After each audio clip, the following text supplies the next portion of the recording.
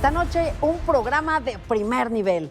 No te pierdas una conversación con la magistrada de circuito de la Ciudad de México, Mayra González. Hablaremos de justicia con perspectiva de género. En Tiempo de Mujeres llegamos todas. Comenzamos.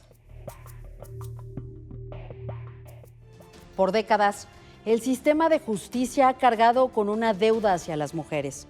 Una deuda histórica de indiferencia, de impunidad y de silencios que han puesto en riesgo vidas. La violencia de género no se resuelve solo con tipificar delitos. Se necesita un cambio de mirada. En esa tarea, ministras, magistradas y juezas han abierto sendas. Sus resoluciones se han convertido en precedentes que no solo protegen a una mujer, sino a todas. Enseñar que los tribunales pueden ser espacios de equidad y que la ley debe mirar de frente a la realidad de quienes sufren discriminación. Hoy, la perspectiva de género no es un discurso, es una ruta obligada. La justicia no debe quedar en los códigos, sino hacerse realidad en cada fallo, en cada sentencia, en cada decisión. Esa es la verdadera revolución jurídica que México necesita. Mayra González Solís cursó la licenciatura en Derecho en la Universidad Veracruzana. Tiene una maestría en Filosofía y una segunda maestría en Derechos Humanos y Democracia. Cuenta también con especialidad en Argumentación Jurídica por la Universidad de Alicante, España. También es licenciada en Psicología con maestría en Neuropsicología Clínica. Ha desempeñado su labor profesional durante 30 años dentro del Poder Judicial de la Federación como juzgadora federal en las categorías de jueza de distrito y actualmente como magistrada del 20º Tribunal Colegiado de Circuito en la Ciudad de México.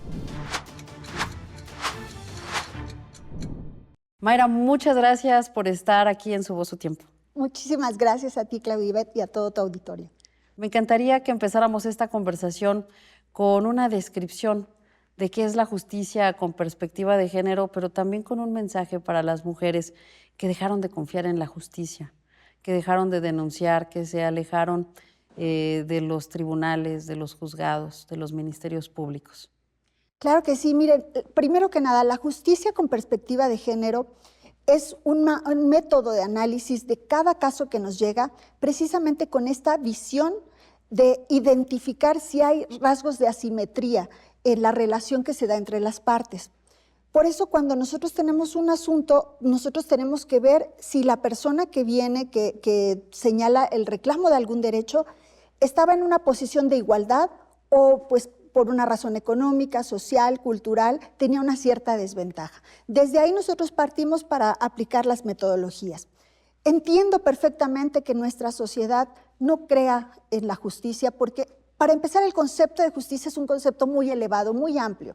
Y cuando hablamos de justicia también se entienden las acciones, por ejemplo, que se dan en la investigación de los delitos, las acciones que hacen nuestros colegas abogados al acudir directamente a la defensa de los derechos en los tribunales y propiamente la actividad jurisdiccional, es decir, la que hacemos los jueces. Entonces, somos tantos involucrados que en alguna de estas pasos del sistema puede haber fallas y desde luego que entonces genera en la sociedad pues un desánimo, ¿no? Porque decir, bueno, pues no sirve de nada porque no voy a obtener resultados. Pero yo quiero impulsarlos a que de verdad no se rindan porque las sentencias más importantes, los pasos más agigantados que se ha dado en materia de justicia, sobre todo en perspectiva de género, no han sido un logro específicamente de los jueces, ni siquiera de nuestras altas cortes, ha sido un logro de las y los ciudadanos que no han dejado morir esos casos. Mujeres como la señora Irinea, que han luchado, por ejemplo, para que el caso Mariana Lima llegara, mujeres como Campo Algodonero, que son casos emblemáticos que incluso llegaron hasta las instancias internacionales, son esas mujeres a las que nosotros les debemos precisamente que hoy tengamos estos avances. Por eso no podemos rendirnos, porque si bien es cierto, nosotros tenemos que tomar decisiones, el monopolio de la justicia no lo tiene una sola instancia. Es una justicia, como yo siempre digo, es una tarea comunitaria. La justicia es tarea de todos. Por eso yo les insisto y les pido, no se rindan. Mayra, háblanos de un caso específico, de un caso que te haya marcado, pero que también le pueda servir a nuestra audiencia para entender un poco más de la justicia con perspectiva de género. Claro que sí, tengo varios casos muy interesantes y que la verdad nos llenan precisamente de ese entusiasmo, de ese interés por cambiar las cosas. Uno de ellos, y bueno, casi todos estos más bien de los que les podría yo platicar, no solamente tienen esta perspectiva de género, sino tienen una perspectiva multidisciplinaria y además perspectiva de derechos humanos. Fíjense, hay un caso muy lindo, muy interesante de una joven con discapacidad intelectual, una mujer, pues que estaba en entredicho la custodia, estaba peleándose la custodia su mamá y su papá. Pues como es imaginable, ¿no? Ante esta diferencia funcional que tiene esta chica, pues todo el procedimiento se llevó por parte de su mamá peleando con el papá, pero nunca se le dio intervención a ella, nunca se le preguntó qué es lo que ella quería. En el tribunal, con esta perspectiva de género, precisamente identificamos que había una asimetría entre la forma de comunicarse, precisamente no por su discapacidad, sino porque precisamente esta diversidad funcional, es decir, cómo funciona ella diferente a cómo funcionamos nosotros, entonces le cuesta más trabajo tener acceso a un abogado, a explicar de una manera apoyada cómo quiere ella vivir su vida, es la libre determinación de la persona. Y por lo tanto, pues nosotros decidimos que se le tenía que insertar a ella, pero directamente, no a través de una tutoría, sino directamente con un apoyo, que este apoyo pues serviría para que pudiera ella expresar lo que quería y de tal manera que la sentencia que se dictara fuera también acorde a los intereses y a su proyecto de vida de ella. Interesante, porque precisamente la justicia con perspectiva de género está empoderando a millones de mexicanas, y qué importante que en un país donde sufrimos violencia, discriminación, donde hay 11 feminicidios todos los días, se esté haciendo la diferencia por parte de las juezas, de las magistradas, y que están viniendo a este foro, a este programa, a explicarnos un poco más. ¿Qué otro ejemplo nos puedes dar, Mayra? Muchas gracias, Claudia. Pues yo creo que, como te comentaba en alguna ocasión, tenía que ser una mirada de mujer como la tuya que nos diera voz en este tiempo de mujeres. Y a estas mujeres precisamente es a las que nosotros ahora nos toca darle voz en las sentencias. Y no solamente darles, sino hacer que su voz hable por sí misma. Otro caso muy interesante es el de una señora adulta mayor de más de 82 años. En este caso es muy interesante porque fíjense que sus hijos, tiene 5 hijos, y de estos 5 hijos, 2 pues empezaron a tener conflictos con los otros 3. El caso es de que la señora había donado parte de sus bienes y ante la ingratitud de estos 2 hijos que peleaban con los otros 3, decide revocar la donación. Todavía estaba en tiempo. Bueno, pues si se sigue el procedimiento en todas sus fases, le hacen ir varias veces al Ministerio Público. Se nota en el procedimiento que la señora fue sometida, revictimizada, decirlo de alguna manera, al estar acudiendo por su avanzada edad varias veces a las distintas citas porque los hijos le ponían ciertas denuncias.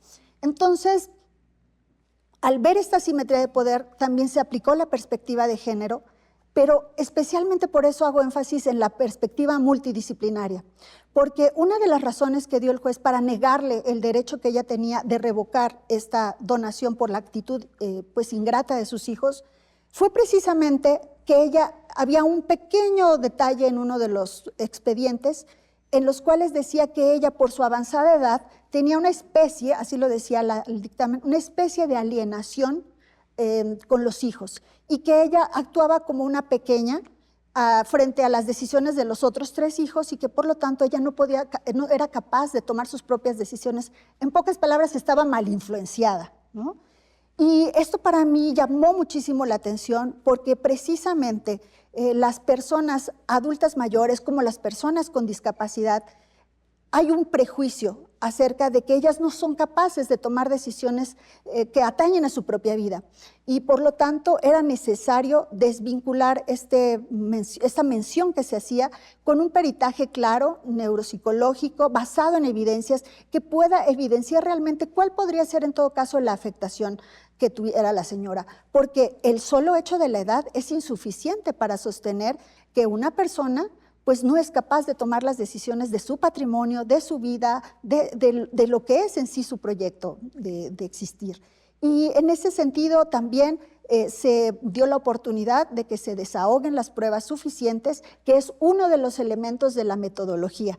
Cuando no tenemos pruebas, no podemos nosotros imaginar, intuir o simplemente deducir, sino que necesitamos la prueba. Y por ello tenemos que hacer un parálisis del procedimiento, llamémoslo de esta manera, para que entren estos expertos y nos digan con fundamento claro cómo está la situación. Y esos son casos interesantísimos en los cuales hacemos valer los derechos de las personas y sobre todo de las mujeres, que por estos estereotipos pues muchas veces no permiten ver cristalizada una vida libre de violencia.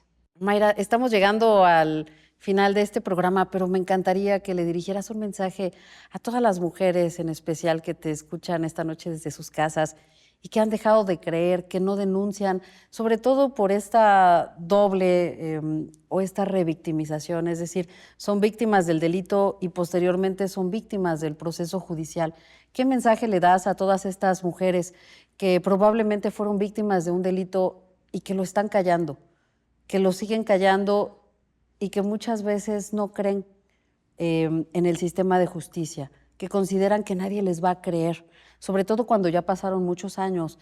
Está el caso de los abusos sexuales, está el tema en todo México, lamentablemente, de jovencitas que han sido abusadas, que han crecido, que ahora ya son adultas y que sin embargo todavía pueden acercarse al sistema de justicia. Claro que sí. Yo lo primero que les diría es, como lo hemos sostenido muchas veces, hay que romper el silencio, pero es comprensible que tengan miedo porque lo comentábamos en otra ocasión, el cerebro queda ya programado de alguna manera para tener miedo, para no enfrentar al violentador. Y cuando el sistema ha sido también omiso en darle una solución, las víctimas se sienten totalmente solas.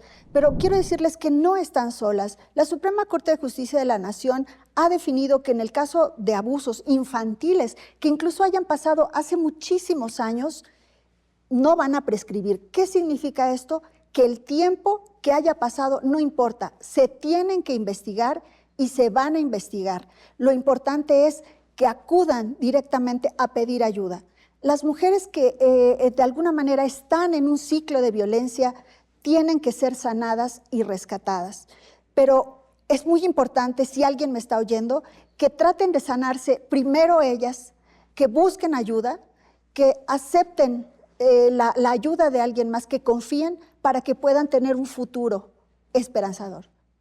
Mayra, muchas gracias por esta conversación. Sobre todo decirle a las jovencitas que si fueron abusadas hace tantos años y ahora ya son incluso mayores de edad, que la justicia les puede creer, que hay protocolos para investigar, que aún pasados 10 años, 15 años, el tiempo que haya sucedido, hay mujeres, hay juezas, hay magistradas que tendrán protocolos y que les van a dar esa justicia que por tantos años han buscado.